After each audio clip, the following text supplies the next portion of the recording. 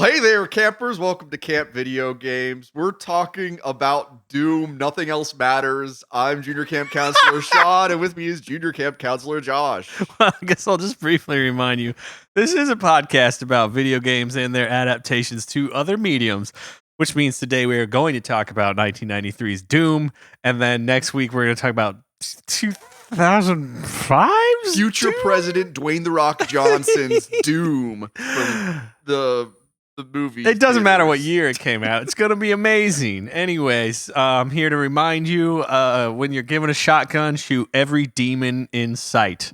And that's it. That's it. That's the Rip and only tear, advice baby. you need in life. This is Doom.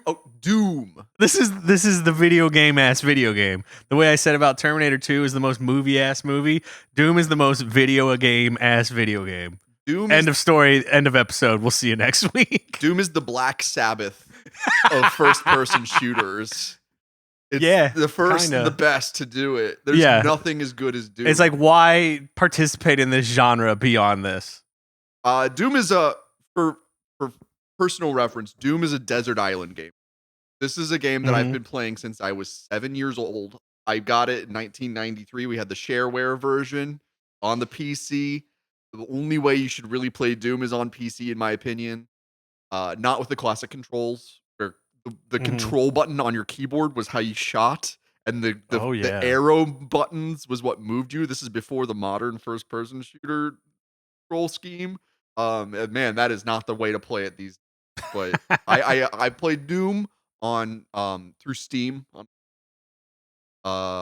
I got like the Doom 1 and 2 full collection. It's an incredible collection that has a lot of the additional, like, not mods, but like WODs, like episodes that they added on to the original games. It's wait. Is there more than just episode 4?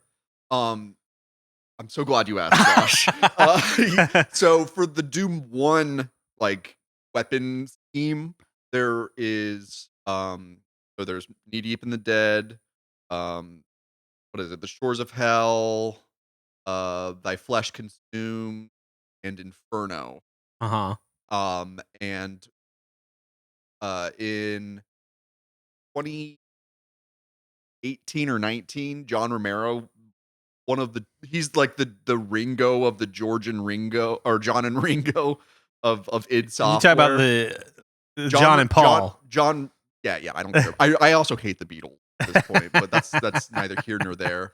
I love the Beatles. All you need is Doom. I love the Beatles, so I'm going to make sure that this is correct, because also that analogy would make no sense, because Ringo's role was to just be in the back and go, I'm just happy to be here. I'm just going to keep the time. No, the two guys that wrote the songs, Paul and John. John Romero is the John and John. John Carmichael and John Romero are the two, like, super John stars. Carmack. Thank you. We're on it. We did our research. This is a relaxed fit video game review. We are not the guys to tell you the facts. We were just talking about this, Josh. We both work in news media to some degree, and we both believe it's a bad idea that we're in those positions. Well, yeah. I'm projecting on you. I will qualify that, like, that's the most boring part. We both enjoy the vibes and extrapolations that come from stories after the facts have been compiled. The analysis is more interesting than the compilation of facts. Yes. This is all to say, don't use our YouTube video as the source for your YouTube video.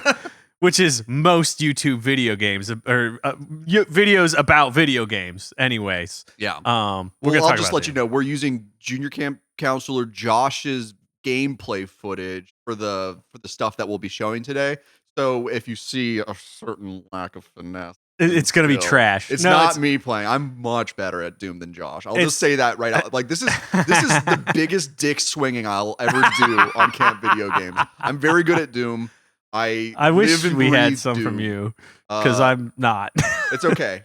There's no judgment in Doom. Actually, okay, here's a fun gameplay, like, fact about Doom. There are no friends in Doom. There are only enemies.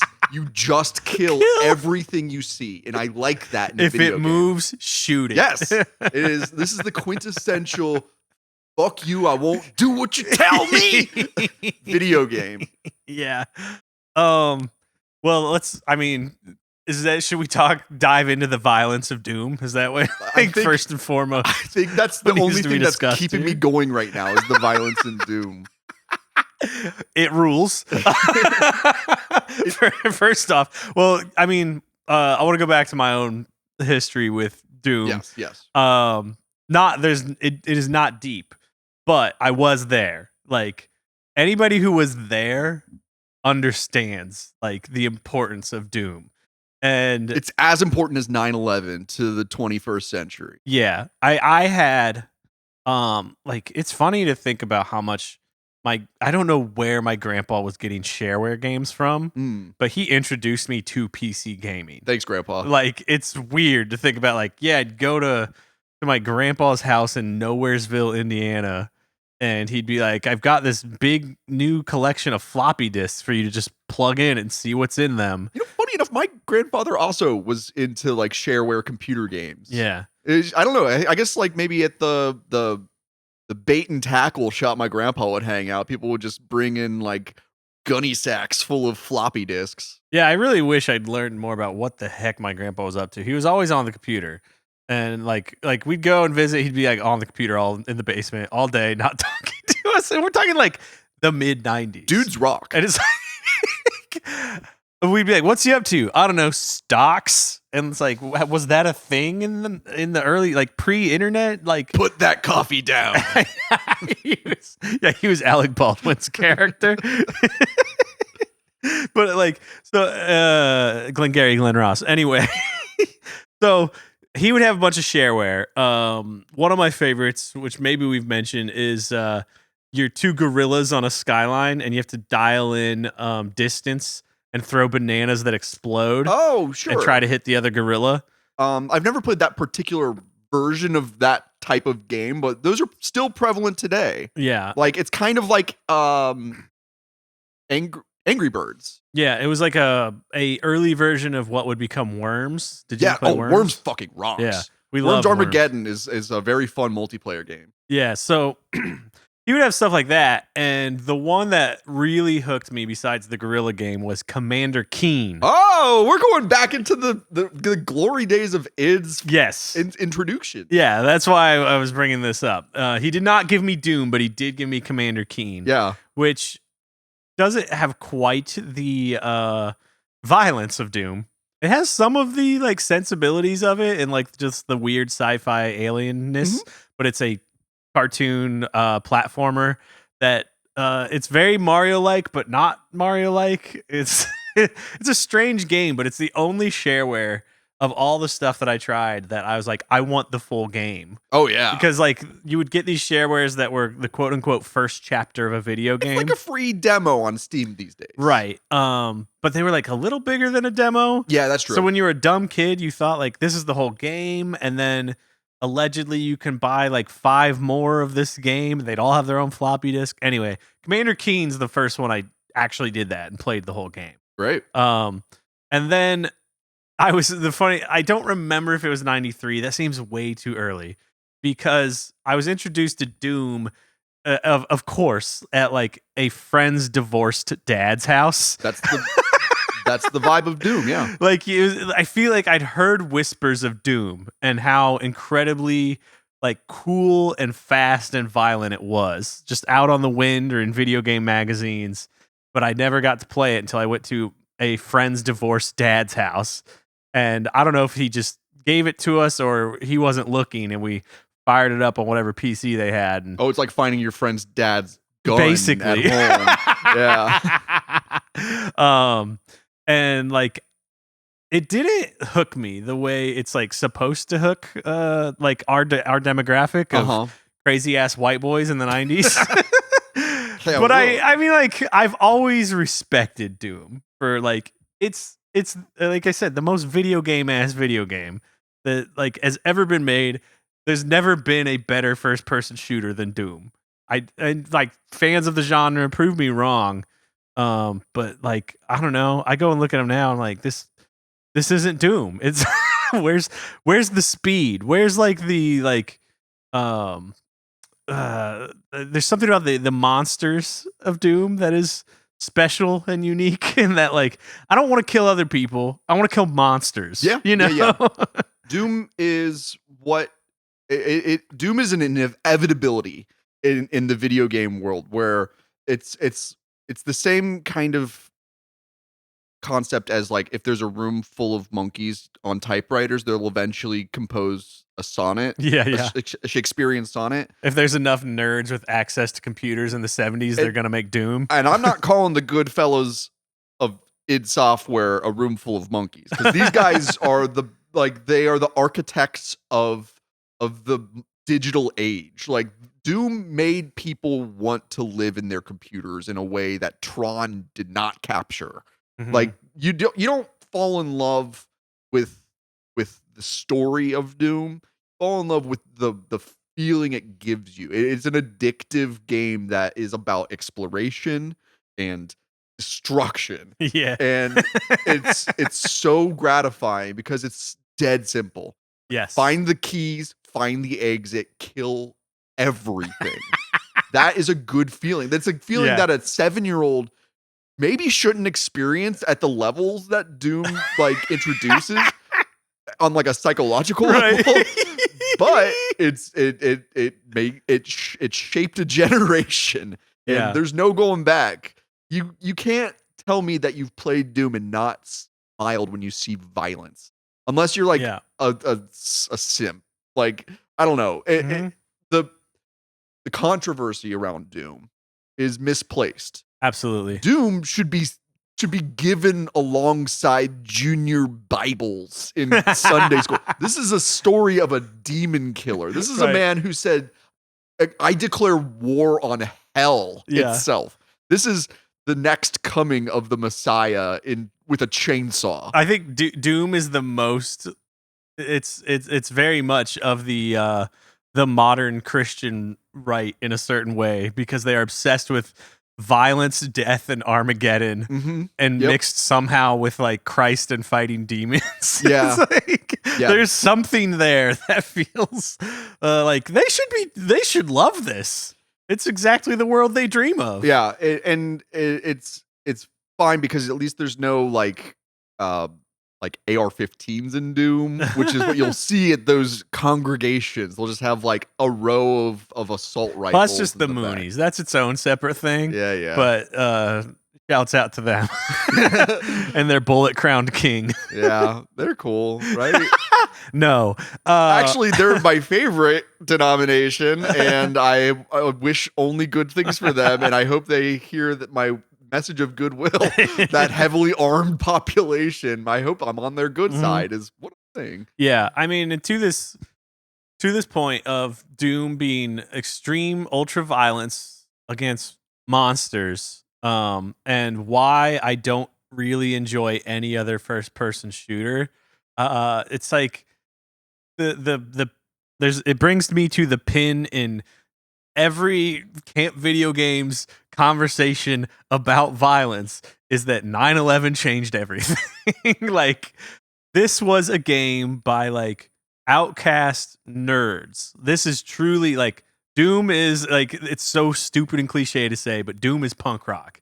Like, this is the essence of punk rock. This guy's being like, you don't want us to do this? We're going to do this. Yeah. Whereas like after 9/11, every first person shooter is like, don't you dream of being a soldier who goes to die for Israel?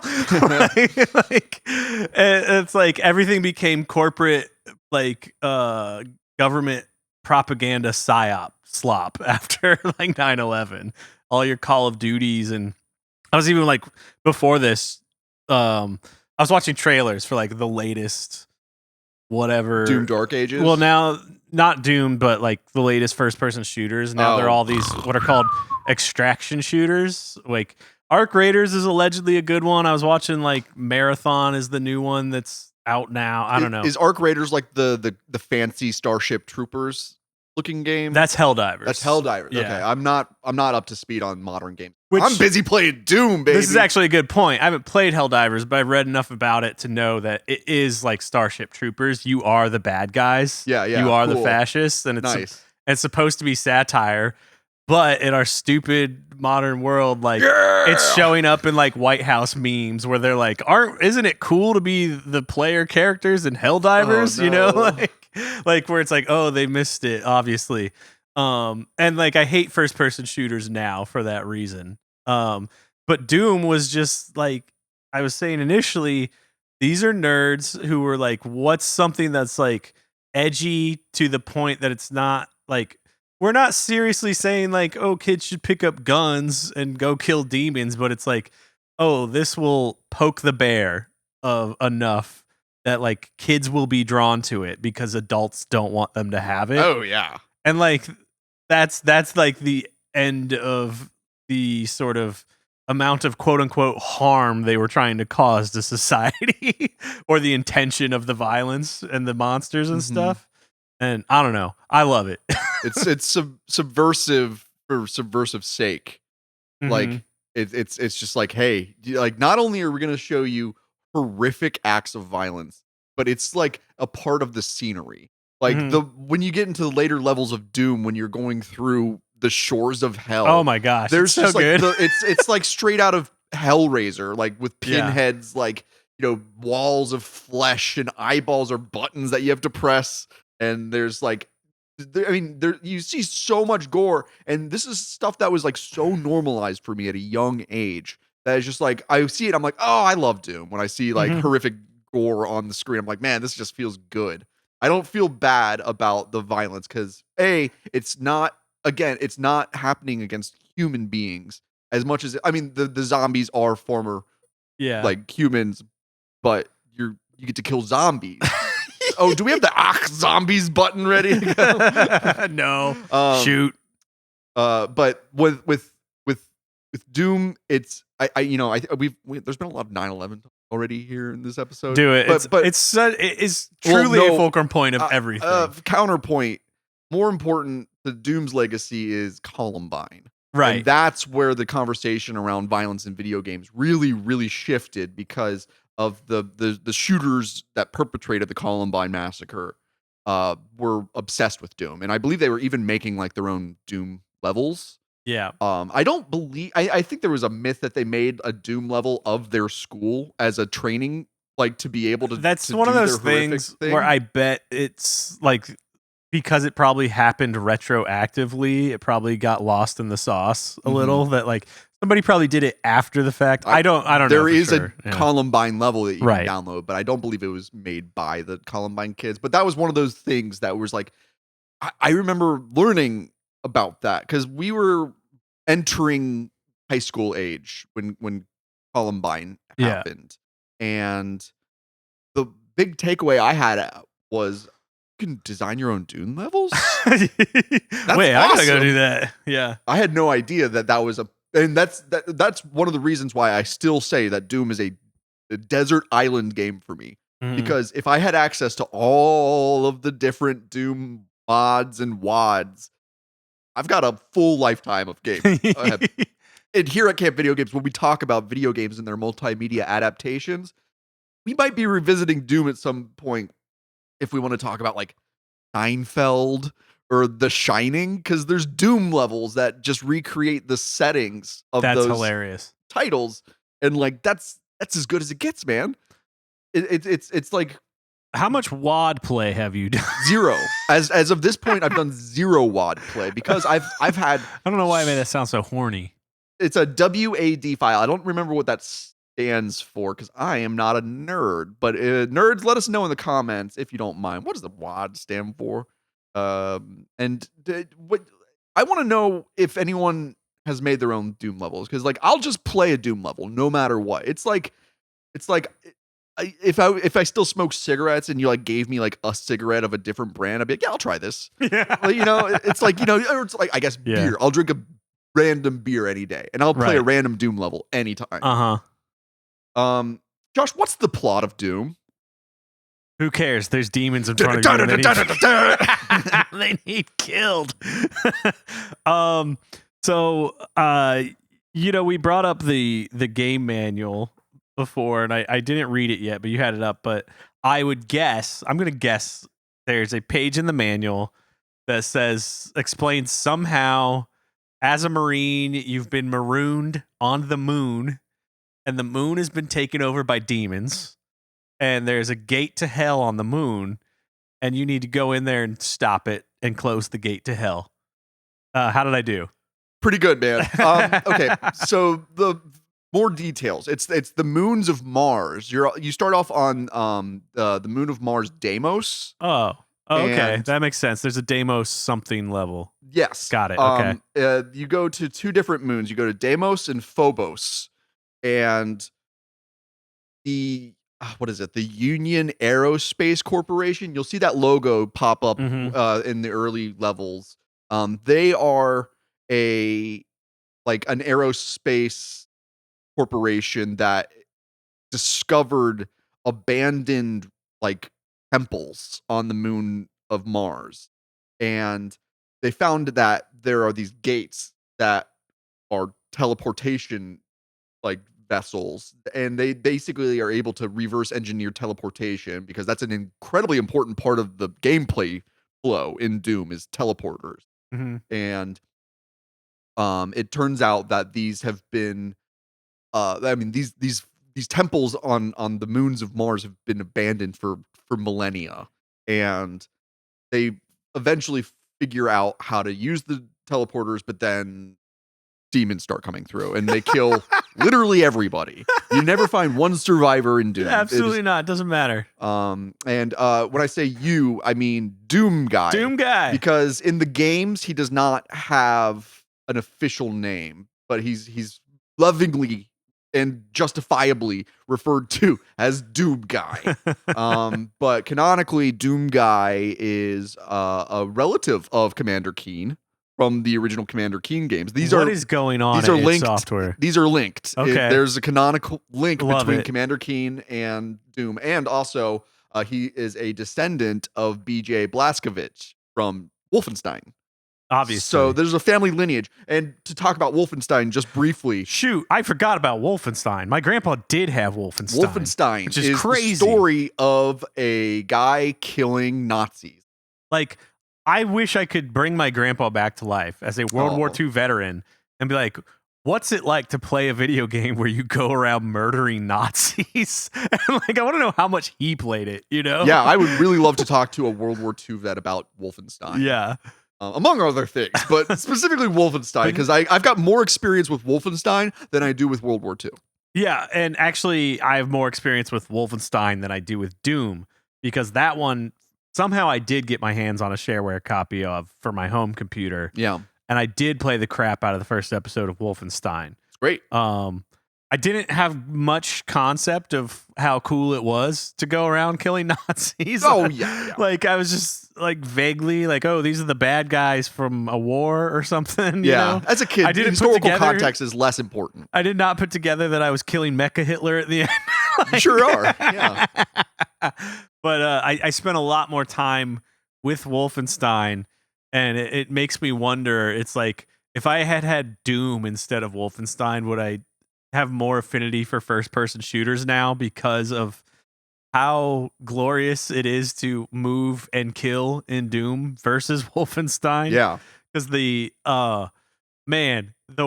motion, the locomotion, the speed, the vibes, the acceleration, the deceleration, everything about moving in Doom is so pleasurable that like has never been matched at this like pace and cadence, in my opinion. It doesn't get better than Doom. Nope. It truly is the pinnacle of the genre, and some would even argue of the medium.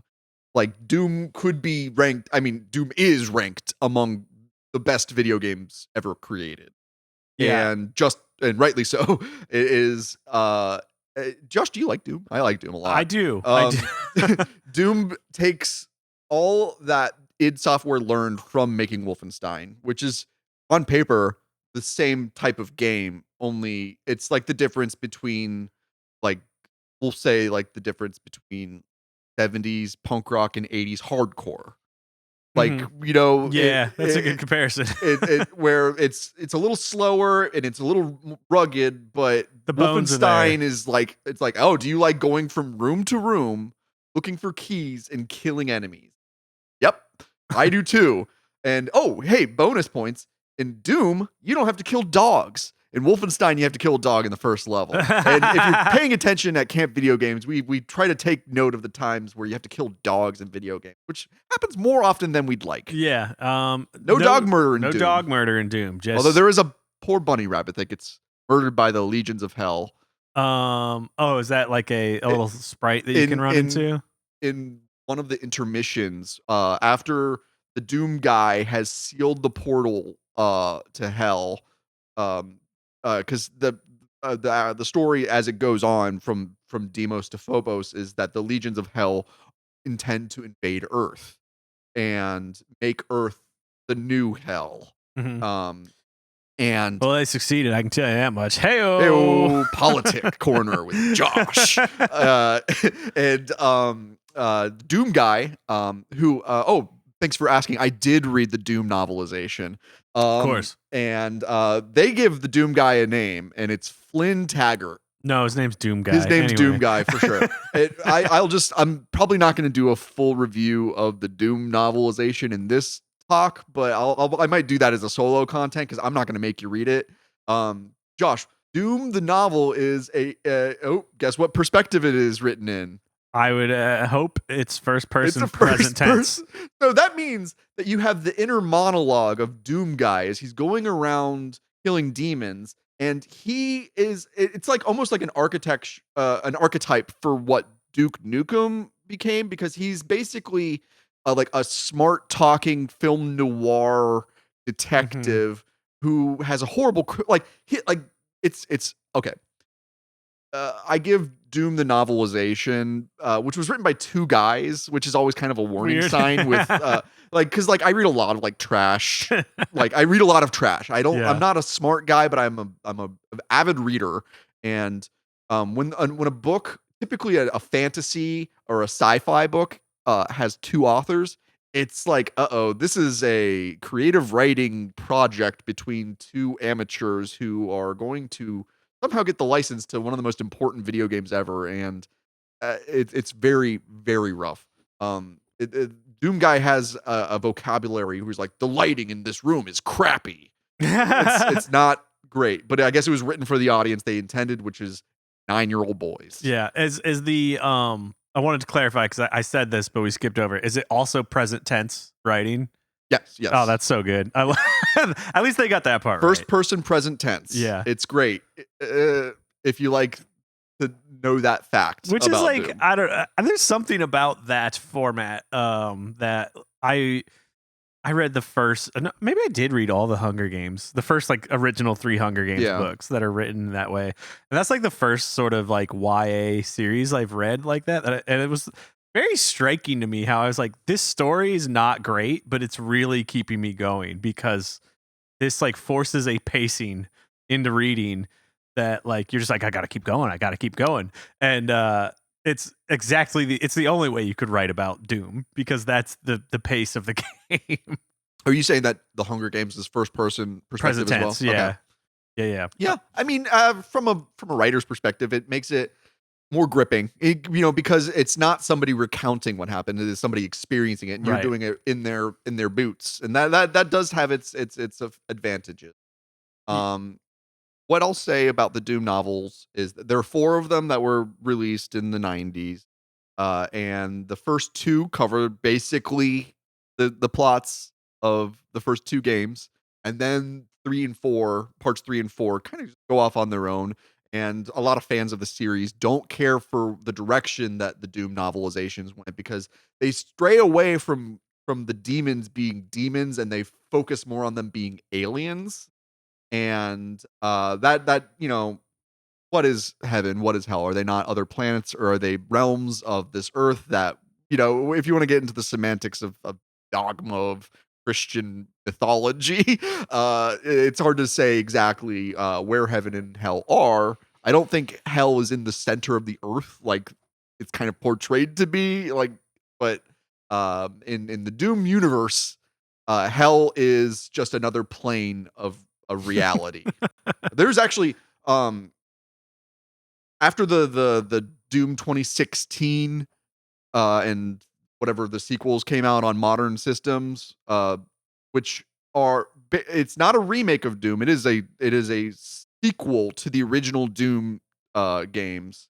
Um, but that introduces a mythology on par with like Tolkien's The Silmarillion, where like Doom has a creation story and like a god figure I don't need or and want that like crap. an explanation of like the inner workings of like heaven and hell in the Doom series. And if it's I played the first two Doom sequels, like the new ones on modern systems, Doom and is this 2016? Yeah, Doom? 2016 and then 2020 I think is when the So, sequel came out. I played literally 5 to 10 minutes of Right, it's not for you. It was either that or Eternal. Yeah. And like it was like people were talking to me. There was like preamble to the demon shooting. It doesn't I was immediately like, this sucks. But then just for me personally, it's there's modern first person shooters are very hit or miss whether they'll make me sick. Like even this classic Doom,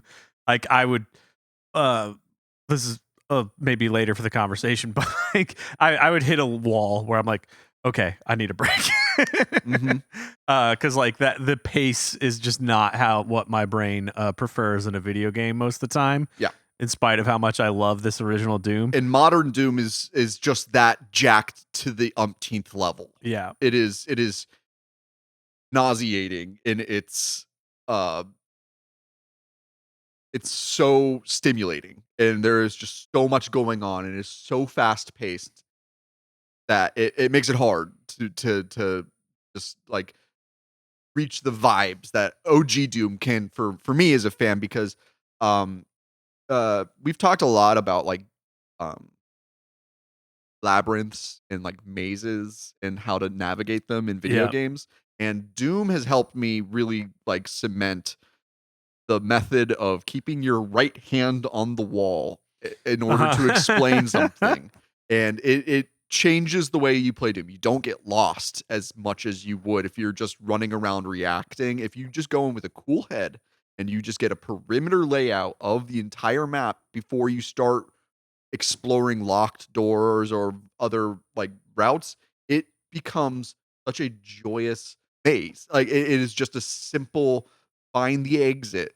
It's a logic puzzle. It's as smart as like Valve Software's like Portal, where Portal is just kind of a demake of Doom, where you just figure out the randomness of level design through like teleportation. Really throws a wrench in like being able to figure out a level. Yeah, until you figure it out. One of my greatest contentions in the mazing of Doom is when I'd hit a teleport, be like, what? Now what? Where? Who? What?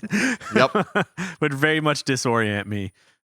I think, well, this is the first we've really touched on the level design, the maziness of Doom, which is maybe a little overshadowed by the violence and destruction of just how much this is a game about mazes and navigating space, which, going back to my childhood, some of my earliest computer games, along with like the shareware from my grandpa, were like just literally like, oh, a digital maze. And I'm talking literally Fisher Price, I think it was the brand. It was some toy brand, had a game where you were a fireman and you'd have to like go through a maze to find like the fire and put it out and then go back to the station, and then the next fire would come, and I'd play that. It was about learning how to get through the maze quickly. And then there was another game. It was like we had early dial-up internet where Prodigy was our internet service provider, and they'd have like free software attached to it that you could play or look around that wasn't online. So when you were paying by the minute, you could do that stuff as much as you wanted. And then when you actually wanted to browse the web, you had to pay by the minute and do the you know. But there was a game called Maze on there, and that one was more like command based. It was just like go north, and then it's like here's the maze piece here. Okay, go east. Here's the maze piece here. Interesting. Yeah, like those first person like D&D games. Yeah. It was just like those, but it was only a maze. Love that. I love those dungeon crawls. I mean, this introduced a lot of people to the dungeon crawling concept. Yes. And that is like it's a beloved genre. I mean, it has such a simple like errand for you. Mhm. And I like that Doom takes a simple task and then complicates it with not only a variety of enemies, which I'd love to like talk about individually at some point, but Uh-huh. then also just like terrain like hazards and the randomness of teleportation, or at least not randomness, but the logic puzzle of teleportation. Yeah. And like it's I mean, Doom is a 10 out of 10 video game. Absolutely. There's no other way to describe it. It is a perfect game that I would gladly like play every day for the rest of my life. You know, it's funny because it's also a 10 out of 10 for me, but I do not want to play it every day. Yeah. But back to the maziness and level design stuff is so again, it's like I wish I'd prepared a better word than like punk. It's so punk rock, but it is like truly. I don't know how old the Johns and the other level designers of Doom were at the time. Yeah. But they were truly operating on a sense of like, there's no rules here.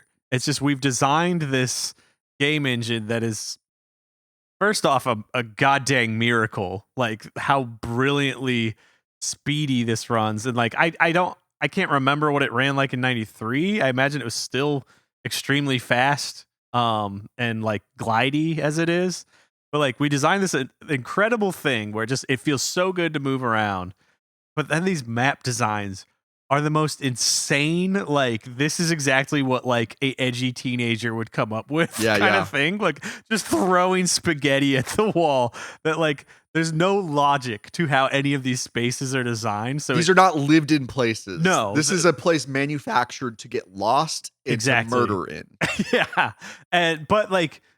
You can see like how they're like almost learning as they go how to utilize these tools, like these level design tools they've developed of like verticality is like one thing that in Doom is just like mind bending.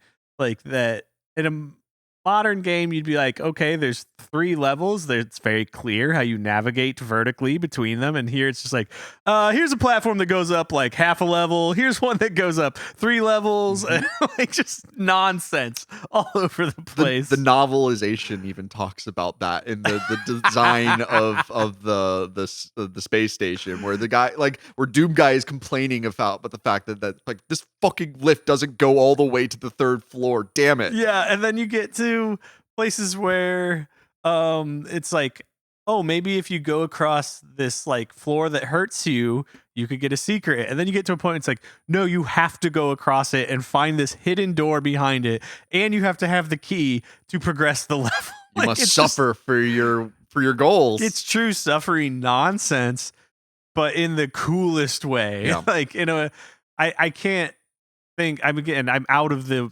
first person shooter genre, but like I can't imagine anybody designing stuff like this, like gung ho, shoot from the hip, just see what wacky stuff works, kind of thing. And then on top of that, like how seamlessly you can go from map view to game view. Oh, it's wonderful. And play it on the map. Yep. Is crazy. It's dangerous if you haven't cleared out the enemies, or if there's like toxic waste on the ground or lava on the ground. Like you could very easily just stumble into the wrong room. Yeah, it doesn't tell you that you're walking over lava on the map. It's like I don't know how intentional it was to create this as like a risk reward system where, you know, it's like, well, you can take the risk of accidentally running into enemies or a dangerous floor, but it's easier to navigate because you have this overhead view. But yeah, you might get blasted. And it also like I started Masters of Doom, but I did not get very far because I just came across it at the last minute. But like I think right away it talks about like how much John Romero loved asteroids. It's like, I mean, you're playing asteroids in the map essentially. Yeah, and like the map view, it feels just like asteroids, minus like asteroids you can accelerate more, whatever. But like the motion is as close as they could make it like to navigating asteroids, but like still tangibly be like, nah, you're a human, you know, and not just like a spaceship accelerating and decelerating. Man, there's nothing else like it. I don't know. The peculiarity of the map building in the game is because when you're going through the level, the map reveals itself based on what your character has seen. And so it's like an auto generating map based on your progress. And I believe that's like one of the functions of like how to build levels is that like you design the level. I mean, and again, I've never designed a Doom map, so let me know in the comments if you have and if I'm completely off base. But you design it map first, and then you add the textures and layers in secondarily. So like the map is the game. Is the game is the map. And we started talking about like level design. And this is something that's come up before here on Camp Video Games, but the first level of Doom, E1M1, is not the first level that they designed as game makers. It was the last because you want to start with the strongest foot forward. And when you go through the first Doom level, you're playing what 90. Well, if you've played Doom, you've played the first level, which means it's the first impression of the game. And they did not, it's not like writing a book, chapter 1, like where where like you start with page 1 and then go from there, at least in a first draft setting. Like Doom is just like they perfected the gameplay flow and function and all of the peculiarities that are necessary to make Doom feel like it is. And then they add the first level like way later, just so you're kind of like going through levels and you're not like, if you're already in, you're in, right? If you're addicted to Doom, you're addicted to Doom and you'll play a subpar level. But they wanted to get as many people addicted as quickly as possible. So they start with the best level that they could. Yeah. The best and simplest. Yeah. Like Straightforward. it's very like, okay, let's go back and make a level that teaches people how to play our game. Very much like your first Super Mario Brothers level, where it's just like everybody's played it, and if you stopped playing it after that, it's just not the game for you. Yeah. Yeah, and conversely, like another thing I love about the level design is that the basically we'd call it now a DLC, the Inferno, what do they call them? Episodes, chapters. The fourth one, Inferno, episode 4, yeah. So that one they did a couple years after Doom. Did it come out? I don't know, 95, 96? 95, that's right. Okay. 95, because Doom 1 came out in 93. Doom 2 came out on my birthday in 1994. And then episode 4 of Doom 1 came out in 95. Yeah, and that immediately, like as soon as you drop into episode 4, like I texted you, I got stuck on E4M2. Yes. Which like as soon as you drop into those levels and you can see the distance between the original game and this one, it has like I was immediately reminded of Mario Maker, where it was like the Kaizo block whatever. Is that what it is called? Like where everything's made to kill you. Yeah, like it just, well, specifically with Mario Maker, there's this interesting sort of thing that happens where the original developers look at it and they go, oh, aha, like I didn't know Mario could do this, because they handed the tools to the fans. And because Doom did the same thing, you could see the feedback loop of like, these guys both loved their game and what fans were designing for their game so much that then they like learned from the fans and started making these like way more unique, like much more deep puzzle solving and like sophistication. The thing that entered the mix. Yeah, the thing that was really getting me stuck on like E4M2 is platforming.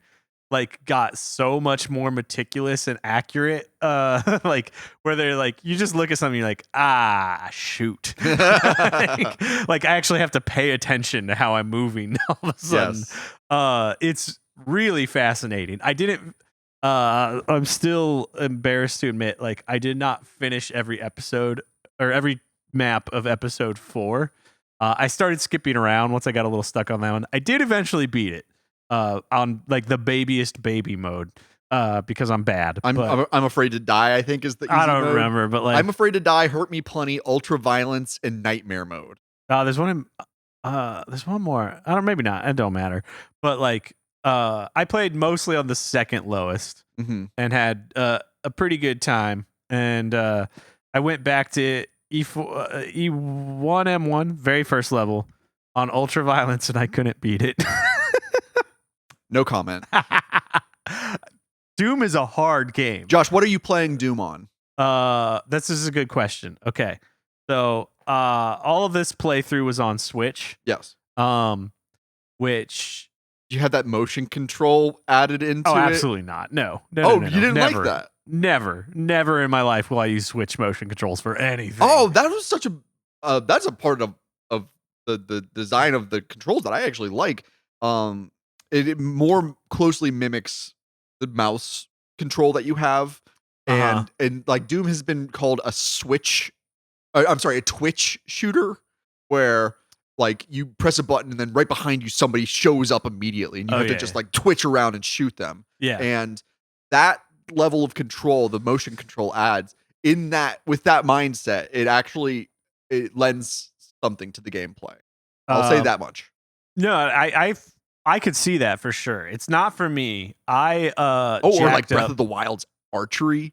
Like I use the motion control in that. That makes it so much easier for some reason. Sorry to interrupt. Go ahead. My wife is about 3/4 of the way through it and still using motion controls and like moving her whole body around for like the bow shooting. I'm like, I'm telling you, this is and check out Junior Counselor Josh's most recent video about Breath of the Wild and how it's actually more Antifa than you think. Yeah, it's actually the second most recent. I cranked out one about Mother 3 this week, but that's for later. There we go. I'm behind schedule here at Camp Video Games. Actually, Carl's manager. I pulled it up here as there's sensitivity settings for the right stick as well. Yeah. That I jacked up pretty high so that you could get that flick action pretty good on a Switch Pro controller. So left controls movement and right controls aiming? Yes. Okay, that makes sense. And that works pretty well for me. Which like, man, I know we've already been talking about the motion, but I mean there's sort of this like classic Doom strategy of like strafe, circle the enemies and sort of like almost like round them like a sheepdog, It's a very good way of putting it. And it feels so good. This is on my mind. I didn't really watch the Winter Olympics, but as we're recording this, they just ended a couple weeks ago. Sure. There's something like skater dancerly about the motion of Doom and that feeling of like strafing a arc around, like a semicircle around to like corner rockets the enemy at a cyber demon. Shoot rockets at demons. That is so satisfying every single time. It is the movement is the joy. Is the movement is the joy. This game is so kinetic. It requires you don't even have to really think. And I guess like in most recent news about Doom is that a laboratory has found a way to create what was it? A petri dish of human brain cells is now able to play Doom. Yeah, okay. Which is just what we're doing with modern science. That's why not. Who cares? It's all gonna end anyway. Yes, none of this matters when we all get nuked. Going great. Anyway, what else about Doom? Okay, Doom has the best soundtrack in any. Oh my god, we haven't talked about sounds shooter. Yet. It has, and not just the OST, but the actual sound effects are a part of like my DNA at this point. Like the different, yes. Like even before replaying this, and I haven't touched it in a long time, but as soon as like that shotgun blast and those demon sounds came back, and just like even like the like. I don't know how to describe the one where like it just tells you there's a demon. It's like bone chewing sound. Yeah, bone chewing or like a grumbling, like his Oh high yeah, yeah, pitched yeah. grumbling. Mhm. It's all of it is just so iconic that it just came right back to like from the bottom of my brainstem. I'm like, yeah, this is living. This lives in my bones. Yes.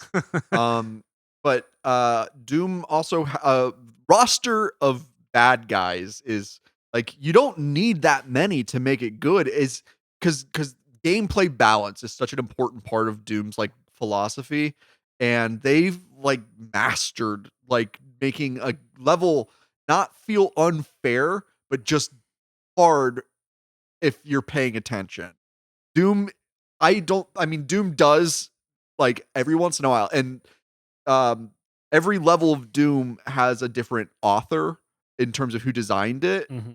and certain level designers, American McGee is the name that comes to mind. That's their real name. I think they're the one who really likes like those like gotcha traps where like you press a button and then the door behind you immediately opens with like 100, imps like ready to kill you. Mhm. But okay, I want to talk about the enemies of Doom. Yeah. I want to talk Well, I just about want to that note, I do kind of wish I'd gotten a better grasp of who did which kind of levels because I yeah. definitely found myself having preferences and not liking others as much. Like the um the more puzzly they got, the less interested I was. I found, as I was saying, like I could only take so much Doom at a time. Yeah, yeah, yeah. That like I would put the controller down more often when I was like stuck in search mode for too long, Mhm. and I'd be like, I'm kind of bored. Or there was one or two puzzles that I hit a wall and had to Google. One is I forget if it's in episode 3 or 4. I think it's 3. I want to say it's called House of Pain or something. It's the one where like you go through and it's like almost like this big open prison and there's windows where you can see people like hanging on sticks out in the lava. It's very cool visually designed, like some of the best environmental storytelling in the game. But like, there's a puzzle where you have to like open a door by stepping on a blue strip that historically has maybe been like lava floor. So you're like, well, I Yes. don't want to stand on that. But there is actual lava floor in front of it. And then that opens the door, and then there's another door behind it that I think you need a key card for. Um, like when I'd run into stuff like that, that's when I'd get the most kind of bored and frustrated, and wished there was a little more consistency and balance between how much I was slaying monsters versus being stuck trying to find my way out of a maze. Yeah, well put. That is a part of the game where it gets a little arcane in how to how to press. Mm. And some of the game does like challenge your sense of safety where it's like like self-preservation says don't step over there. But Yeah. when you I think a big part of Doom is the process of elimination. And that's how you can really figure it out if you're playing blind. Mhm. And oh, uh, And to be that bef process of elimination, the nice thing is like the speed always draws you back. Is that like if you put it down, you go, well, I know I can get back to where I was lost in like 30 seconds yes. because it's so fast to navigate the maps. And before we get to talking about the enemy types, the process of elimination and just the way that some of the levels like challenge your sensibilities where it's like I shouldn't I shouldn't do that. That'll hurt me. But there's nothing else to do. It's Mhm. almost like I mentioned this a lot where it's like playing games developed by game designers who are programmers first and like maybe like artists second. It's like you're learning how to program by completing a Doom level. You're like figuring out Yeah. how a circuit is completed by figuring the process of actions needed in order to go through.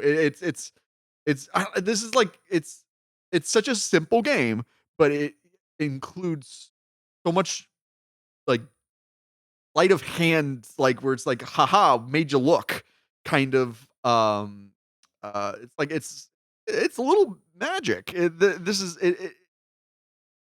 it's not even technically a 3D game when you talk about the way that the textures are. Everything is a flat texture Yeah. just with different shading on it. But you wouldn't know that playing it unless the designer was like, if you haven't noticed, there is no 3D images in There's Doom. I mean, yeah, there's no polygonal 3D uh objects. Nope. All the Everything different is a sprite that, yeah, like you said, is executed to feel 3D through graphic design, shading, lighting, and and tile sets, like where yeah, like a one enemy has different tile sets for every angle that you can look at them. yeah. And that doesn't mean that it's a 3D image. It just means you're seeing a different 2D image in like magic timing. It's It's like very sophisticated, but after very the rudimentary. after the movement, it's like, I don't know, that might be the second most magical thing about Doom. It's like that they could put all of these sprites on screen, and just have all this mayhem going so fast Yeah. without you never experience a single glitch in Doom. No, Like, Doom's perfect. and again, I don't remember how it ran on a whatever was the computer of the on an time in IBM 93. in 1993. But my God, does it run well on modern whatever? I don't know. You want to talk about the monsters, but that made me want to talk about like the ports a little bit. Oh, Did you try sure. any ports? Have you played the Doom port on a pregnancy test? No, Because they figured that out. They figured out. out how to play Doom on an ATM. They figured out how to play Doom on a fucking refrigerator screen. No, I played the one that I would have been most likely to discover it. Super Nintendo? Yes. Yes. Have you played it lately? It's bad. It's real bad. It's brutal. I could barely get through the first level. Yes. On the easy settings. In a stunning turn of events, the Super Nintendo port of Wolfenstein is one of the superior ways to play it. And the Super Nintendo port of Doom is very much they sacrificed a lot in order to get that out in terms of they cut content there. It's downscaled. It looks bad. It plays bad. Yeah. But The first thing you immediately notice is I could be slightly wrong, but the first off, it's the speed's gone. It does not. Yeah. It does not move. The frame rate drops maybe even below 30 frames. It might be like 15. It's really bad. But you use the D-pad to move forward, backward, and turn, I think, and then R and L are your strafes. Yeah. But you can't. I don't think you can turn with the left and right D-pad and strafe at the same time. Oh, So you can't do the most important move in the game, which is that sort of like semicircle slide, sweep around, check your corner kind of thing. And it's just miserable. I also played the Game Boy Advance one. That's a pretty good version. It was better. I've got the most experience on the Game Boy Advance. Really interesting. And the speed's there. The level design is the least amount of sacrifices for cartridge ports of Doom. It's still I can only recommend playing it on a computer with a mouse. But the Switch port is okay in terms of like they got everything that there's no reason for them not to. You don't need to cut content on Doom anymore. Right. Like you don't need to make any sort of sacrifices to run Doom. At all. If you do, it's because you want to trick people into buying even more. Yeah, you got to get the lead us Doom to Ultimate. Bethesda Yeah. as the caretakers of our sweet Doom these days. Which actually, that was my gripe is on the Switch version. Does it make you log into a Bethesda account? It has a add-ons menu. And I'm like, that's exciting. Yes, that's how you can play Sigil. I'd love to do that. The 5th chapter of part 1. And then it asks for your Bethesda account. Yeah. And I'm like, no. How about my suck my dick account? Okay, not gonna happen. I never want a Bethesda.net account. But you can get special offers. Oh my God. Yeah, I was so angry when I saw that. Yeah. But anyways. One of the best parts about Doom is killing monsters. I and know it. the roster of monsters is where Doom like set itself quite apart from its peers in the first person genre because Doom didn't invent the genre. There are I actually really love finding pre-Doom first person games to play because after Doom the genre just became known as Doom clones where Yeah. if you made a first person shooter you were making a Doom clone because there's no escaping the influence that Doom had. And that also includes like with the way that it throws monsters at you. Hmm. Um, the first monsters that you'll fight in E1 M1 are former humans. This is according to the manual. The enemy. From the very first moment you enter the door till the last gunshot of the game, you'll be fighting a host of baddies. Some are just regular guys with a bad attitude. Others are straight from hell. Some of the monsters you'll face aren't shown here. Don't say we didn't warn you. This is the official Doom manual from Hmm. 93. So the pistol zombies, those are just called former humans. And like they're the pawns of the chessboard. They're the most common and they pose the least risk. They just fire at you with pistol ammo, which does not drain your health too fast, even in hard modes. Whereas the shotgun zombies, which are known as former human sergeants, they are I would venture to say that next to like the like 2-story tall monsters in the game, the shotgun zombies are the most dangerous in the game. Um, the from up close, like the shotgun as a weapon from up close is devastating, and Hmm. it takes into account the spread of a shotgun shell. So the farther away that you get from your enemy, the less effective a shotgun is. So a lot of the times in the trap layouts of Doom, and I've mentioned this a couple of times where it's like you'll hit a switch or you'll pick up an item and then immediately behind you, if they're going to ambush you with monsters, it's probably going to be shotgun zombies because they can just really, really whittle away at your health and armor. Uh-huh. Moving from that, Which you've got the imps, the brown demons with the spiky white spikes, and they throw fireballs at you. Um, I mean, that's like I think probably one of my favorite like monster designs in any medium is the imp. It is so simple. It's uh like kind of just like a rejected Ninja Turtle like bad guy yeah, is the what it looks like. for me like the imp and the is the pinky the name of the pink like horned little guys? Pinky is an unofficial name for it. There Okay. the given But name is just demon. okay, but those are the two like most iconic. Like when For you think of sure. Doom, that's who you think of. Is Yes. those two guys. Yes. The imps uh uh according to the manual, you thought an imp was a cute little dude in a red suit with a pitchfork. Where did these brown bastards come from? They heave balls of fire down your throat and take several bullets to die. It's time to find a weapon better than the pistol that if you're going to face more than one of these SOBs. That's true. Uh, I mean, to talk about the weapons is to talk about the enemies too, because you you pick up weapons from the zombies. If you kill, well, you always have the pistol. Every level, if oh boy, there's so much to talk about Doom. Like I'm like overwhelmed with like all of the different ways that you can play Doom because I started playing a chainsaw only playthrough Oh geez. and it's not fun for me, but I understand. And like I mean there's even like fists only where you just use the bare knuckle Hmm. attack. When I think of the weapons, I always associate it with the enemies. Like for the zombies, I'm gonna use my pistol. For the imps, I'm gonna use my shotgun. For the pink demons, it's kind of a throw in the air. But I also I like to punch the pink demons to death a lot, just because it makes me feel good, and it's just the way I play my thing. Um, Yeah, I'm a big shotgun boy. this game is The this shotgun just feels so good and accurate, even in spite of the like how the power varies on distance.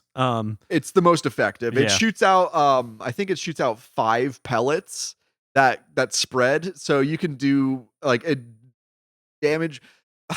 Doom introduced me to the idea of RNG.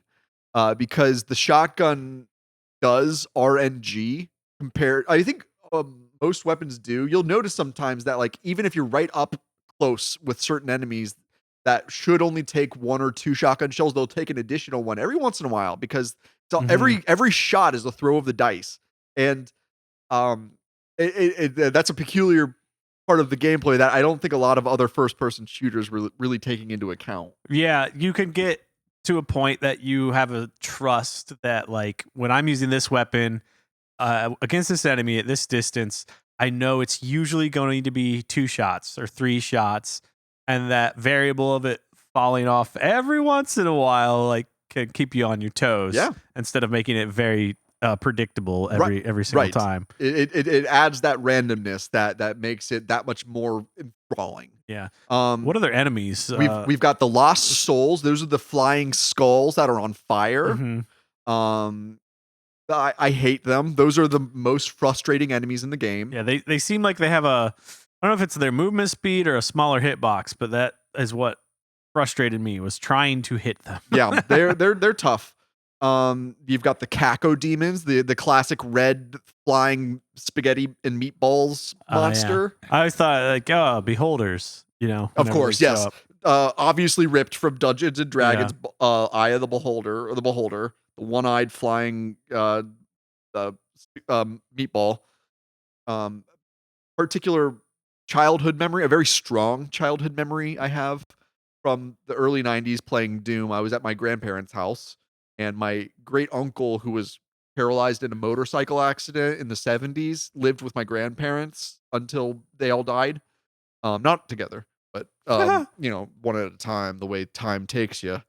He had a copy of Doom on his computer, and I was playing it, and I was at a level where I was killing a bunch of Caco demons, and their death animation is so gross. Yeah. Where like they like kind of like melt into a pile of guts. I mean, most of the demons do, but the Caco demons was particularly anatomical. Yeah. And like their like guts sort of spill out the front or and it out of the looks mouth like or something. spaghetti and meatballs. Yeah. And we were having spaghetti and meatballs for dinner that night at my grandparents' house, and I couldn't eat it. I was too grossed out by Doom. And my grandma got very offended because she thought I didn't like her cooking. Yeah, there's also something interesting about the slowness of the death of some enemies versus the speed of the game that I would find myself worrying, like especially if I'm like, it seems like the chain gun I would use on the spaghetti and meatball monster, the beholder guy, because you can kind of like stun lock them with the chain gun. Yeah, and then their death animation is slow enough that I'd be like, shoot, am I wasting ammo? Am I overkilling this thing? Yeah. And I don't know how intentional that is, but it does. I'm on easy mode, so I'm not worried about ammo very often, but I do see how that could make people be like, I need to memorize exactly when this thing goes down so that I don't waste a single bullet on it, I'm glad you brought up ammo conservation because I played Doom like a Resident Evil. I played this like a survival horror game because it is. Like there is limited resources, but there's never you can't. It's hard to soft lock yourself in Doom. Like the way that they design the levels and the way that they like distribute ammunition, it's really hard to get like completely dry. But when you play on harder difficulties, boy, it becomes a very important part ammo conservation. Yeah, I actually, in the process of playing this the last couple of weeks, I rewatched part of the Tim Rogers Action Button 3-hour review of Doom, and the one thing he talked about that I definitely did not experience playing on an easier mode. I'm curious if this is your experience was that. To his assessment, he's like, yeah, what we do is we remember where items are and then backtrack to them when we run out of ammo, which I never had to do playing on easy mode. So I'm curious if that's also your experience and if you think that is the greater Doom experience. Doom is about stakes. It's about like leveling, keeping things in your favor to the best of your ability. And I will say, to answer your question, I am remembering where that stim pack is. Especially like, okay, I think Doom brings out a lot of my like obsessive compulsive like tendencies where if I have like 92 health, I'm not going to pick up a stim pack that gives you 10 health because I'm wasting that 2 health. Yeah. And I'm going to leave it there until I need at least 10 health. I never thought about that once. But yeah, playing on difficulty, so ultra violence is what that's what John Romero recommends as like the true Doom experience. That's what the game was kind of designed to like what accommodate. he balanced it for. It's the most balanced, where it's like it's going to give you the best. Like the enemies take X amount of hits to kill. There's more enemies. There's sometimes less ammunition. I don't know the particulars because I haven't played through on I'm Too Young to Die in a long time. And neither have I really subjected myself to nightmare mode because it's too hard. It's like it's there for people who need to feel something. It's like that's like the fentanyl of Doom. It's not for me at least. Well, that does speak to, I think, gives me some degree of a consensus of two people who have now explained to me like, no, you haven't really played Doom. If you haven't played on a higher difficulty. Yeah, playing it on a higher difficulty is the way it's supposed to. It's supposed to be hard. It's supposed to be scary. It's supposed to be fast paced, and you're supposed to be like always like making very important decisions. Yeah, which but that being said, I still have a blast playing at my little baby mode. Oh yeah. Because and like if it were 1993, 94, and I always put it in context of like the scarcity of video games, both by budget of a 10-year-old or however old I would have been, and the number of games available, like that probably would have excited me more. Whereas now revisiting it, I'm like, I just want to feel for Doom. I don't want to master Doom. Yeah, for sure. And I get why it's fun. It's just not for me. On top of the Pinky Demon, it has a variant called the Spectre, and that's the one that's in like Predator mode, where it's like the invisible Pinkies. You remember those? Yes. I just wanted to bring that one in too because we didn't finish with the enemies. Yeah, we got distracted. Doom. Surprise. Doom is a game that really utilizes like dramatic lighting in an effective way, and the Spectres are such a fun variant because like if your brightness isn't bumped up, like they get lost in the sauce pretty easily. And I don't mind dying in Doom.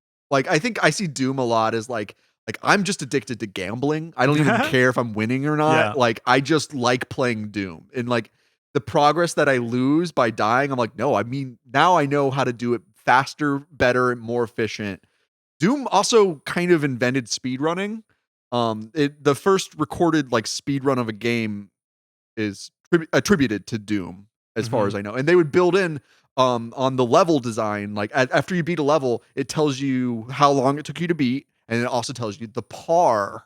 That's it's kind of like you racing against the developers because they set a time that if you're playing with all cylinders firing at full, you should be able to like, if a level takes you like 10 minutes to beat organically, you should be able to beat it in 2 minutes. Yeah, it's funny to think about. Like as a kid, I remember seeing those par numbers and be like, no way, dude. Yeah, dude. And now you play it with an understanding of what the game was doing with speed and motion, and you go, oh yeah, no, that makes sense. Yes. If I knew my way around and like had a like the least backtracking path like mapped in my brain, of course I could do it in this time. Does Doom have? Did the original Doom have something that would record your playthroughs? I don't know. Let's know in the comments, campers. I would like to know about that. There was, I don't know if it was Doom or a different game that was like a early, like built-in game capture. Quake? And maybe it's Quake. I think it's know. Quake.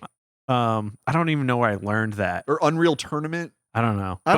No, you've piqued my interest, but I'm not sure. Let us know in the comments if you know, campers, because it was like people could just download like the data of your run, and it wasn't like a MP4 file you recorded. It was just like you load it into your game, and it's like every move the person did was recorded, and then it could play that back in the engine or something like that. Somebody knows what I'm talking about. Please, tell me in the comments. That sounds like Doom. I don't It know. sounds good. I want to do that. I want to play. Why are we doing this? Let's play Doom. Why are we talking? Okay. What other enemies are there? We've covered the base enemies, and at the end of Knee Deep in the Dead, which is the first chapter, you fight 2 Barons of Hell. Those are the pink devils. Those are probably my favorite. The goat men. They are introduced as bosses of the first chapter, but then once you get to like chapter 4, they are just everywhere in the game. So they're like they're used for jump scares a lot when you get to episode 4. Let's see. I want to read the manual. Barons of Hell. Tough as a dump truck and nearly as big. These Goliaths are the worst thing on 2 legs since Tyrannosaurus Rex. And to describe it, it looks like the classic like Baphomet like demon like representation, like a goatish head on a humanish body with goatish legs. Pink, and it throws super powerful green like fireballs at the player. And yeah, like 2 or 3 of those bad boys will usually take you down. Oh yeah.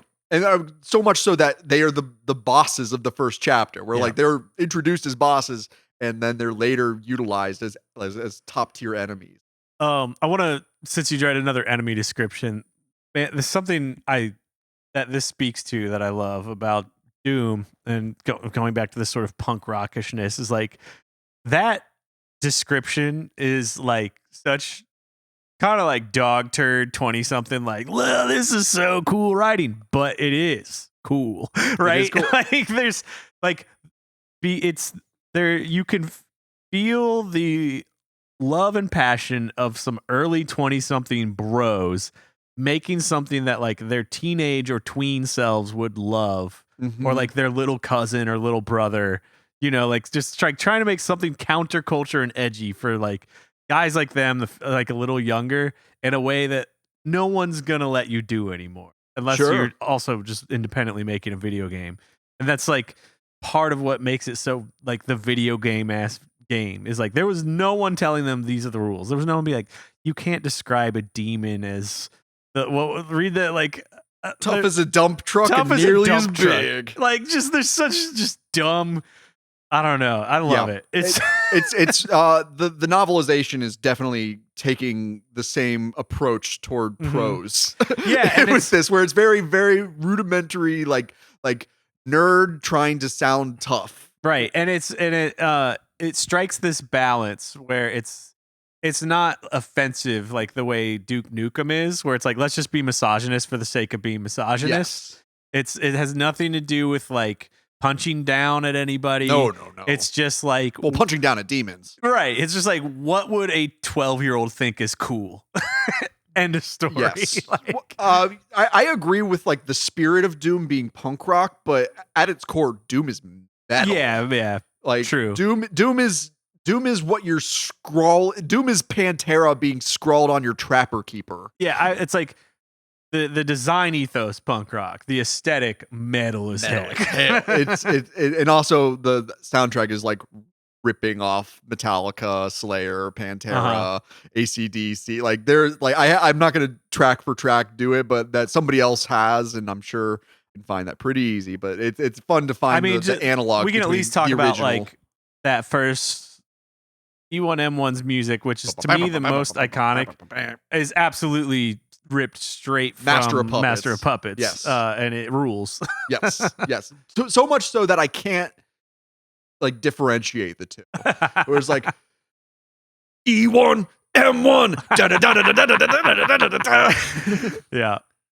Okay. So Barons of Hell. Barons of Hell, who else? We got the Cyber Demon. Okay, no, actually that guy's my favorite. It was the only like actual challenge I had. In big easy time mode. Cyber Demon is a death wish if you want to face him head on, because he fires like rapid fire missiles at you. He's the only enemy in the game that shoots rockets back at you. Yeah. Whereas everyone else fireballs or bullets. And just the health bar on that guy is absurd. You got to hit him with a lot of rockets, or plasma gun energy. And then The Cyber Demon. This isn't from the manual because the manual doesn't cover everybody in the roster of monsters, but this is according to doomfandom.com. Cyber Demon, a massive cybernetic minotaur, appears as a boss in the shores of hell. Will fire a volley of 3 explosive rockets from the rocket launcher mounted on its left arm while moving at a relatively rapid pace for its size. It can easily lay waste on even the toughest mortal who has the guts to challenge it, while being able to easily withstand most attacks from its high health. And that is true. That's what it sounds like when corporate gets involved. Now, HR thinks my joke's really funny. They want to talk about it. The Cyber Demon is like the most difficult enemy in classic Doom. But it's not the final boss. The final boss, the architect of the hell invasion of Earth, is all orchestrated by the Spider Mastermind. Of course it was. And this cybernetic boss awaits in Inferno and thy flesh consumed. It appears as an enormous brain with eyes, mouth, and comparatively small arms, atop a 4-legged metal chassis with an incorporated triple strength chain gun, which will mow down. We're talking about Doom. We're talking about Doom. We're ripping beers. Dudes rock. Burping. Oh yeah. If you want to get like really drunk on alcohol, Doom's a pretty fun game to play too. This is a game that you can play pretty drunk and it keeps with the vibes. I know I've got a drinking problem also, but Doom makes it fun to chug beers. Hell yeah.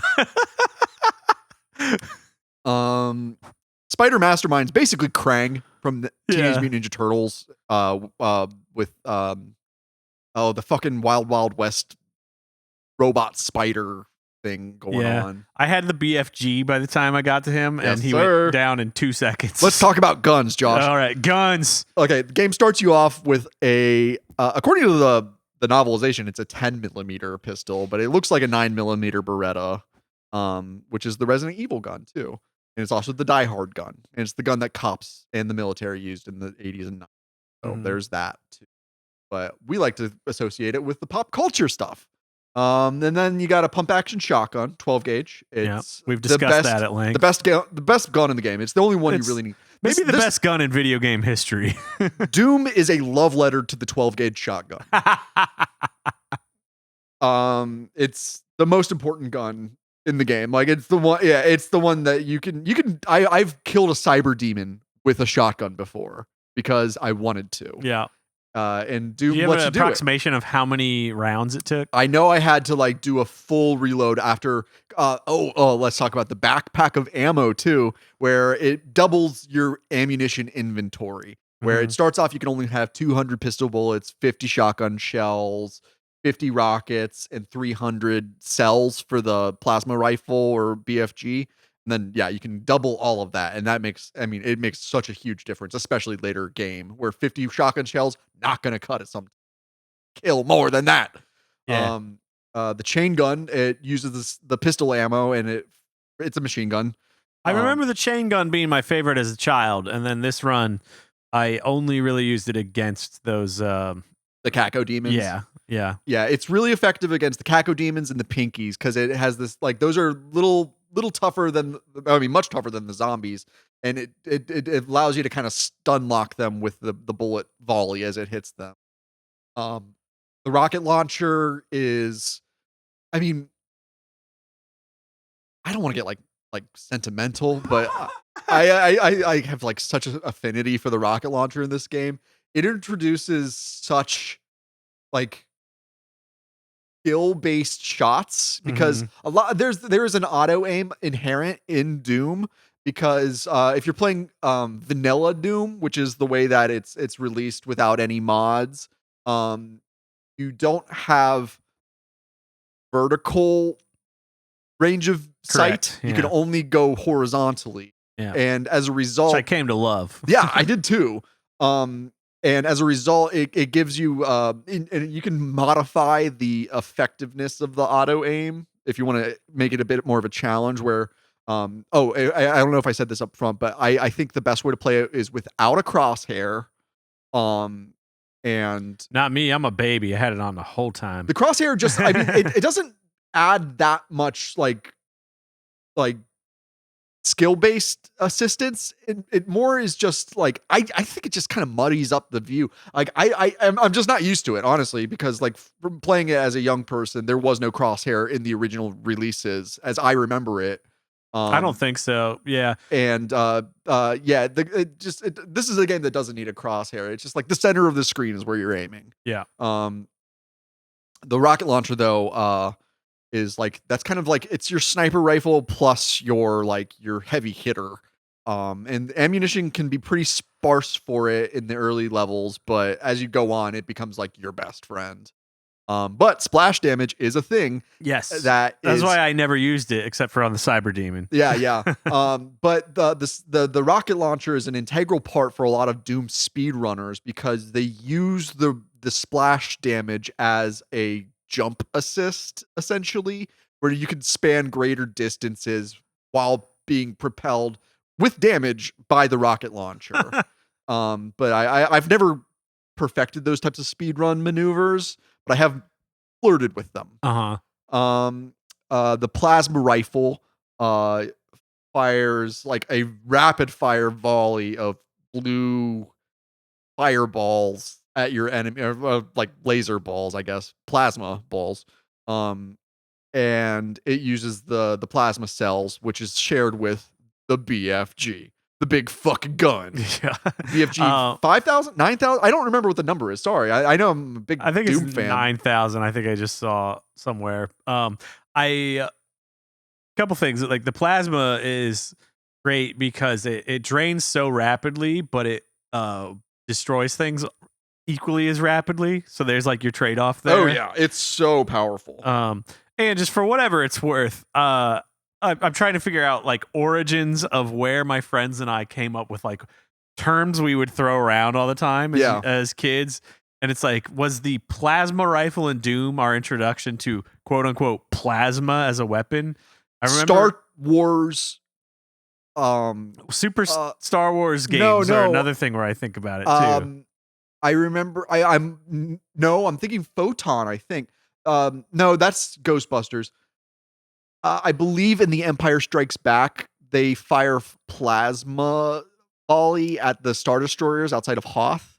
Okay. But maybe not. I don't know. It's just like plasma is one of these like words. It's like, what does that even mean? Like, I thought you were supposed to donate plasma at the blood bank. That, like me and my friends were like, I've got a plasma gun. Yeah. I will say that Doom introduced the term fragging to me, where I know that like that's like an old school like Vietnam military term, like frag all those so and so's. I'm not going to say the word. But fragging in the Doom sense, I think is I believe what fragging is where you can instant kill certain enemies by teleporting into them. Which I know that Harry Potter introduced a term called, I think it's splinching, where you like halfway teleport into something, and like that can like fuck with your like body. It's like what happens to Jeff Goldblum in The Fly, essentially, is he frags a fly and their DNA intermixes, and then he turns into that gross thing. But and then of course you've got the fist with brass knuckles or whatever, the last resort of weapons. And if you're lucky, you can upgrade that to the chainsaw, which is one of the most overpowered melee weapons in a first-person shooter. Yeah, what I've experienced with the chainsaw, it seemed to be as long as you like, if you corner yourself just right, it's basically like a damage dealing shield. Yes. But if anything gets just outside of that sort of cone of damage, which is pretty narrow, like it could just start eating away at you very quickly. Yeah. Yeah. So like there were a couple of moments where I'm like, pull out the chainsaw and just let them come at me. But then like one or two times of that, I misjudged and something went just around me enough and was like outside my view, and like my health just immediately dropped. Yeah. I mean, you mentioned that like Doom has like a ballet aspect to it, and there is a lot of like surety of foot and like just being nimble and being deft and being able to be very precise in your placement. It is like that. It lends itself to a chainsaw run. So much so that like, I mean, the chainsaw is so overpowered in the right hands in the first Doom games that in the Doom 2016 reboot, essentially, the chainsaw is not like a regular weapon. It is more like a special weapon that is like used specifically for like glory kills or like instant killing tougher enemy. Um, and but still with satisfying results. Very violent. Doom just kind of like uh it just like pick and chose from pop culture like the most badass things available at the time. Yeah. Doom was like, "Oh, okay. We're going to like lift a lot of dialogue from Evil Dead. Oh, and condolences to Bruce Campbell who has been diagnosed with an incurable cancer. Oh yeah, I saw that. Very sad to hear that. He's a lovely narcissist, and I love him very much. But his line deliveries from Evil Dead and Evil Dead 2 were directly lifted for Doom and Duke Nukem. And weapons wise, the shotgun and the chainsaw were specifically taken from Evil Dead 2. Like they were like, we want those because it was cool in Evil Dead. Yeah. Doom was originally supposed to be a video game adaptation of Aliens before they lost the licensing rights. So the Union Aerospace Company was originally the Yutani Aerospace Company, which is the bad guy. That's Paul Reiser in Aliens. He works for Yutani. So does Sigourney Weaver, but he's like the face of Yutani in that, like the nickel and diming corporate stooge. So this was originally supposed to be you killing a bunch of xenomorphs, but I guess they lost the licensing rights. And honestly, I'm glad because we got Doom in its pure sense without being beholden to is that I don't know who made. Yeah, well, it's like would a game made by these just like unwieldy 20-somethings that was forced into the box of a franchise been as good? No, I really doubt it. Probably a lot of the vibe. Yeah. Doom was originally designed to be much more story heavy, and there were multiple characters that were a part of the what's it's called the Doom Bible. I don't know if you've ever read about that, but it was basically the designer's concept book that was like all of the original ideas that led to what we now have as Doom started with the Doom Bible. And it was like, I mean, there was a full story. I read it years ago and I didn't get around to doing it for this episode, but it's a wonderful read. It shows you what could have been with Doom if they had unlimited resources, because they certainly did not have unlimited resources, but they did provide unlimited fun, didn't they? Yeah, so Doom was originally supposed to be Aliens game, which would have made it probably the best video game adaptation of a movie, and we'd still be talking about it, but for different reasons now, because now it's this is, I mean, in terms of like IP, Doom is so like simple but sophisticated, and I mean, it is just like it's as simple as like, I mean, this is like a game that much as how like how Star Wars kind of breached the gap between nerds and jocks, and like these days how like jocks, like everybody likes Star Wars. I mean, I say that with asterisks, but Doom kind of like was like, hey, video games aren't just for people who know how to like read. Because you don't need to know how to read to play Doom. You could be a very stupid person. Doom is a very dumb guy kind of game. Yes, it's for you're basically dumb guys like me. You're playing as like a space football player, essentially. Like you're wearing football armor in Doom, so it might as well just be like, I'm a space quarterback, or I guess you're more of a linebacker. I don't know. I don't know football at all. I have never understood the rules of football aside from touchdowns. I don't want to learn about it. What else about Doom, Josh? Well, we talked about the enemies. We talked about the weapons. We I mean, there's the explosive barrels, which are such a fun way you can do like, you can strategically use barrels to save ammo if you're really scrimping. like where you can, which I definitely thought about, but never had to actually deal with. And if you're playing on more difficult levels, it just makes itself more apparent. Where it's like, oh, I only have X amount of shotgun shells, and I can take out a couple of pinkies with one shotgun blast if they are at the right space, and it does make a difference. Yeah, I would definitely. I had a few moments where I experienced, I really want to draw enemies into these barrels so I can blow them up instead of shooting them, just partially because it's more fun to watch. Oh, yeah.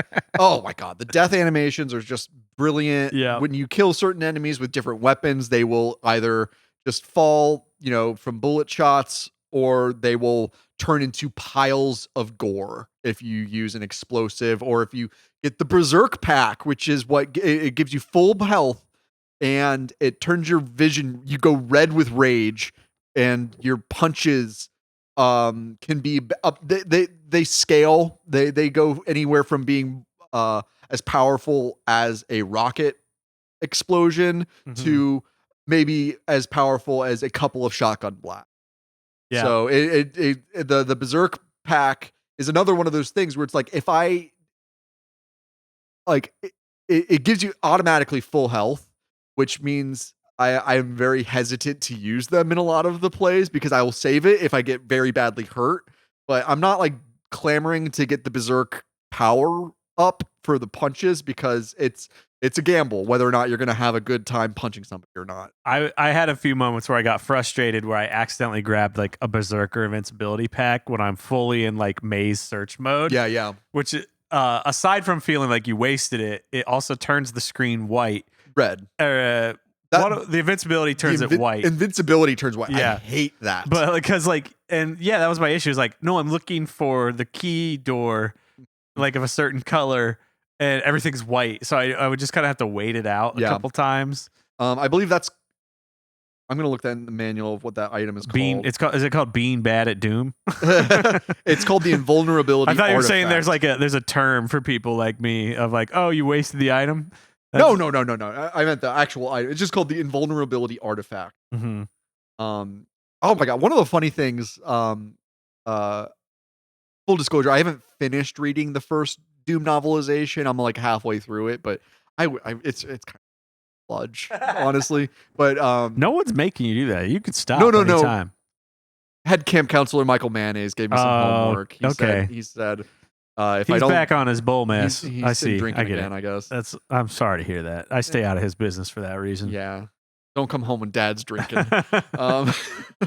But he finds a megasphere, which is the blue orb that the soul sphere.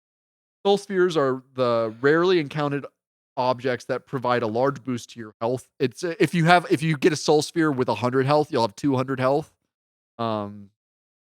But it basically just adds 100 to whatever your health value is. And yeah, the character finds one, and the soul sphere is like a sentient thing that just like is because like if you see it in the game, it's like a blue orb with a face in like it. A breathing face, a screaming face almost. And Fly Taggart. Sure. Finds one, and it just like goes into him, and he's like, he was complaining of like being like tired before then, and then he's like, oh, I feel great. Like that's the best drug I've ever taken. Got this megasphere or soul sphere. Health potions give you 1 health. The spiritual armor, it looks like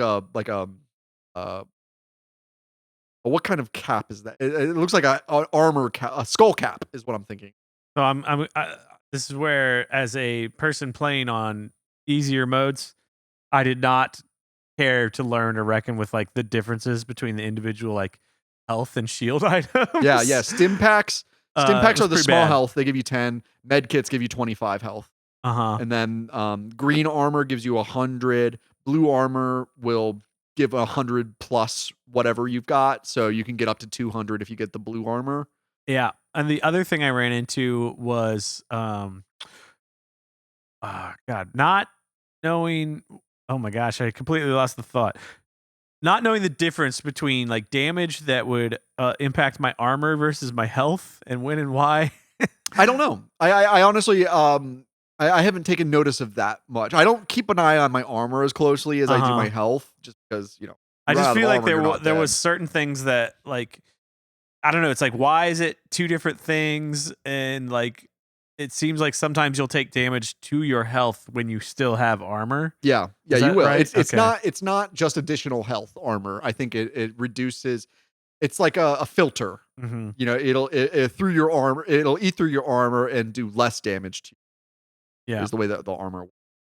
But Yeah. I know Never got that the hang of I that. know that like that math people could like explain like the variables involved with Not that this. kind of show. No. Nope, this is not If we at don't all. know, we ain't gonna figure it out. It's And we're fine. not going to pretend to know because I'm a stupid man with stupid interests like Doom and the Doom novelization. Um, uh, got there's like random items that you can find that will increase the visibility. It's just called the light amplification visors. You rarely find them, but it just makes everything a little bit brighter. Yeah, and they're only really useful in there's a few rooms where the puzzle design will be very lots of corners, like lots of I don't know how to describe just very narrow corridors where there's lots of guys around, and then they'll put in a flashing light effect. Yeah. And that really is only utilized 2 or 3 times, and that was the only time where I'm like, man, those glasses would be useful. Yeah. Yeah. But I never had them in those moments. There's and you can also find the computer map, which will just draw out the entire level's map without you having to explore it. Which Yeah. I don't like because I like checking the map and seeing the progress and seeing the spaces that I haven't explored yet. That's like an important part of my like function of exploration in Doom. Yeah. The radiation suit becomes very important yeah. in episodes 3 and 4 where Very important. you're forced to walk across lava a lot more. Which was not my favorite part of the game, having to sort of track, okay, where are the radiation suits and when do I need to walk across this lava pit? Will this one just lead me to my death or will it lead me to a key or a door? Yada, yada. Was not a big fan of that style of level design once you got towards the end. But the radiation suits are there to help you with it. But yeah, you run into this problem where like you need to learn where the suit is and when to grab it to avoid damage. Not my favorite part of Doom. Yeah, and the other part is that when you put the radiation suit on, your vision goes green, and I have a very difficult time when the screen changes color. Like invulnerability, as mentioned before, is like very hard to see stuff. Berserk mode with the red vision is very hard for me to see stuff, and radiation suit with the green vision. I'm like I know for the PC version, at least you can go into the command console and make some changes so that that doesn't affect your vision when you get those items. I do appreciate those types of tools because it's just like just let me see what I'm doing. I just want to kill the demon in full color. I don't know. That's about all I got on Doom. Is there any topics we've missed? Doom is a game that I could just talk about in different ways because, like, there's people play pacifist runs of Doom, which is very funny, and it's a game. It's like, how much can you really say about chess, and how often, and like, you can play chess every day for the rest of your life and have a different experience every time. Doom's the same way. Well, not a different experience, but if you're playing enough different maps, there's always more Doom to explore. And I'll never get tired of it, and I'll never go to bed before I'm done playing Doom. I know that's right. Josh, have you been playing anything else lately? Other things we're playing, some palette cleansers. We've talked about it. I blasted through Mother 3, an all timer. Oh my gosh, maybe my top 5 games of all time. Wow. Now I'm gonna play it now. I've never played. Please, 3. Anybody who hears this, go. It's easy to find the English translation. It's so lovingly done. They nail it. And I cried through the whole last hour of it, which is it's what I made a video about. I just cranked a video out in like 2 days about like, this is why I cried through the last hour of Mother 3. Wow. Okay. Because that's like, as a middle-aged man revisiting something that's like, this is supposed to be a children's game, and it hits you like that. It's just like, what sort of like shaman magic is going on here? It's very like, if you like are emotionally moved by Ghibli movies, like it's that same sort of thing. You mean if you have a soul? Right. It just like you go, oh, humanity. Ah, it still lives. It breathes. It's here. Ah, that's such a good feeling. So that's pretty much all I've been doing outside of playing Doom the last couple weeks. You didn't start crying while playing Doom? No, the storytelling, the very emotional narrative disorienting to bounce between the two. What have you been up to? I've been playing Metroid Zero Mission. I'm playing it on Switch online, but it's for the Game Boy Advance. It's basically a remake of the original, not Super Metroid, the original Metroid for the NES. It's a remake using an updated Super Metroid like engine and with a lot of extra content. And I'm a big fan of Metroid. And Metroid Zero Mission is a nearly perfect game. And I'm saying that as like, I'm not a huge fan of Super Metroid as much as I should be, with considering how much I love original Metroid. But Metroid Zero Mission takes all, I mean, it's funny because there's a lot of parallels between Metroid and Doom as well, where you're like a space badass going through an abandoned ruin of an ancient civilization.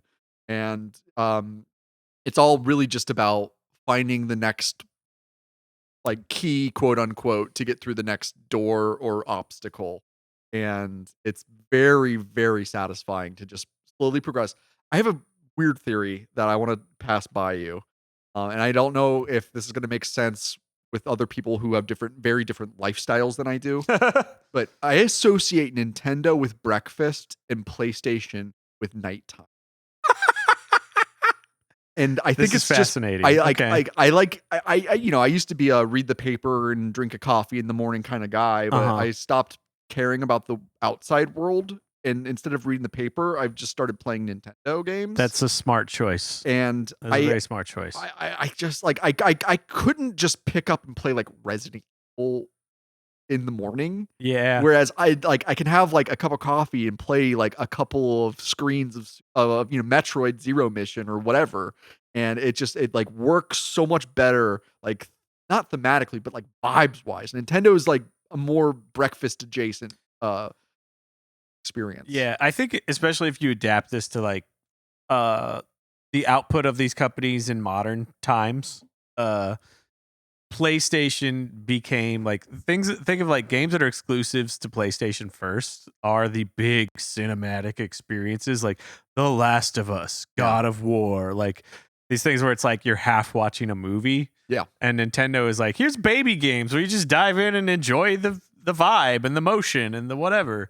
That to me it sort of explains, I think, what I'm hearing from you. Yeah, that checks out. It's like PlayStation is like, we're the serious system for adults who want to experience games as if they were film, Yeah.